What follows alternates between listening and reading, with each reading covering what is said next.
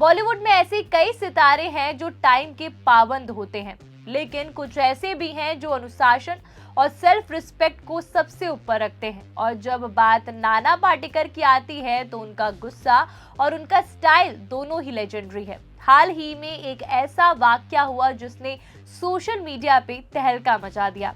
शाहिद कपूर की upcoming film ओ Romeo का trailer launch 21 जनवरी 2026 को मुंबई में हुआ, लेकिन ये लॉन्च सिर्फ ट्रेलर की वजह से चर्चा में नहीं रहा, बल्कि नाना पाटेकर के गुस्से और उनकी इवेंट छोड़कर जाने की वजह से वायरल हो गया।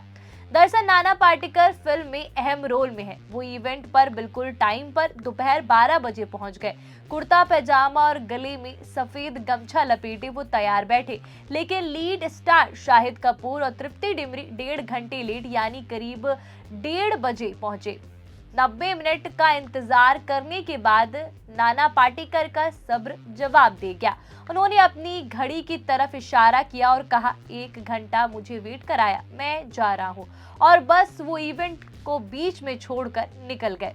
ये देख डायरेक्टर विशाल भारद्वाज ने स्थिति संभाली। इवेंट पर मीडिया से बात करते उन्होंने नाना के बारे में कहा कि नाना यहाँ से चले गए, लेकिन उनके बारे में कुछ कहना चाहूंगा।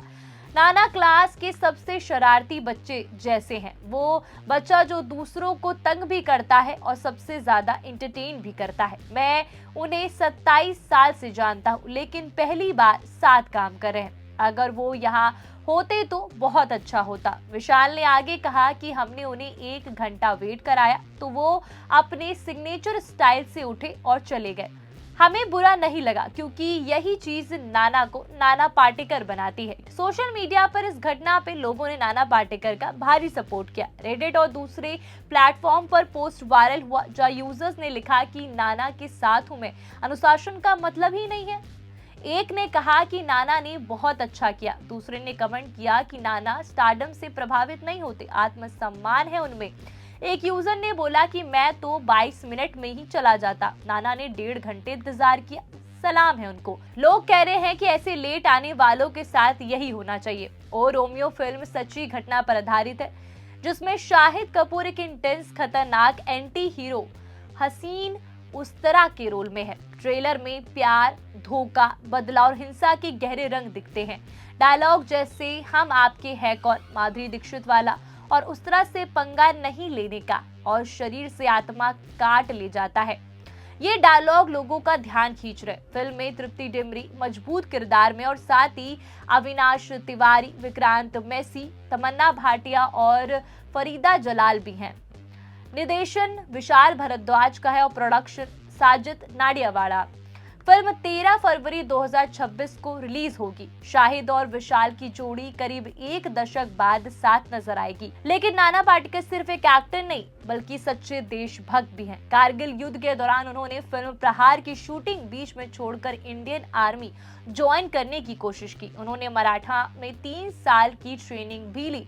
जब परमिशन नहीं मिली तो उन्होंने डायरेक्ट डिफेंस मिनिस्टर से संपर्क किया। नाना ने बताया कि मैंने कहा कि मेरे पास 3 साल की ट्रेनिंग है, 6 महीने की नहीं चाहिए। आखिरकार स्पेशल परमिशन मिली और वो एलओसी पर पहुंचे और जवानों के साथ पेट्रोलिंग की और देश की सेवा की। ये किस्सा केबीसी में उन्होंने खुद ही शेयर किया। नाना का गुस्सा इसी आत्मसम्मान और सिद्धांतों से आता है। नाना पाटेकर बॉलीवुड के महान अभिनेताओं में से एक है। 3 नेशनल अवार्ड, 4 फिल्म फेयर और पद्मश्री से सम्मानित, और इसके साथ ही उन्होंने कई ऐसी फिल्मों में काम किया जो काफी फेमस रही। परिंदा, क्रांतिवीर और अब तक 56 और वेलकम जैसी फिल्मों में उनका जो किरदार था वो लोगों का दिल जीत गया। उनका गुस्सा, उनका स्टाइल और उनका देशभक्ति का जज्बा उन्हें सबसे अलग बनाता है।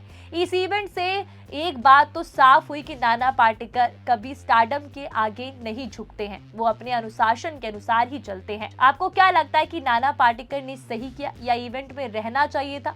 कमेंट में बताइएगा। मेरा नाम इति सिंह राठौर। ऐसे ही बॉलीवुड की हर धमाकेदार खबर के लिए देखते रहिए 4 PM बॉलीवुड और वीडियो को लाइक और शेयर और सब्सक्राइब करना मत भूलिएगा।